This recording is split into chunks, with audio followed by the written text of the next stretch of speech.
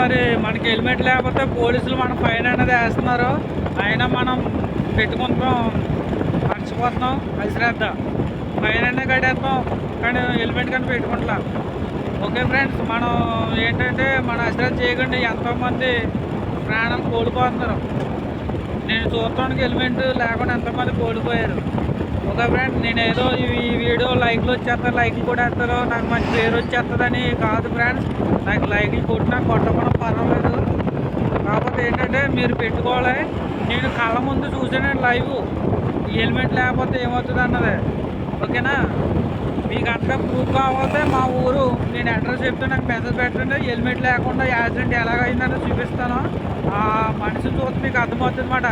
దడ వస్తుంది అన్నమాట హెల్మెట్ పెట్టుకోవాలని.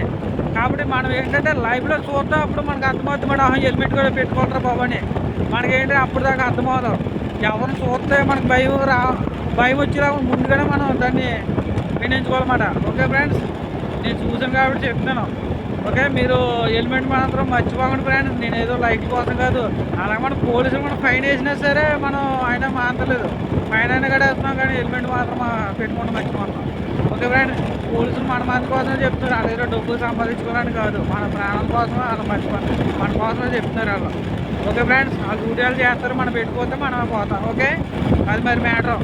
మన ఇంట్లో మన కోసం ఎంతోమంది ఎదురు చూస్తారు. నేను ఇప్పుడు డ్రైవ్ చేస్తా చెప్తానండి, మీరు ఏమనుకోకుండా. మీరు డ్రైవ్ చేస్తాం, మీకు అర్థమవుతుంది. నేను డ్రైవింగ్లో చెప్తాను అనమాట.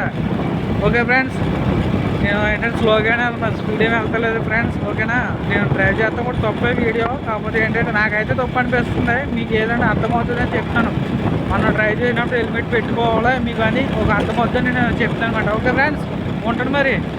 ఓకేనా, ఉన్నది ఒకటే జీవితం, దేవుడిచ్చింది ఒకటే జీవితం. ఒకసారే పుడతాం, ఒకసారే సత్తాం. కాబట్టి మనం మంచిగా ఎంచుకోవాలి. Okay friends.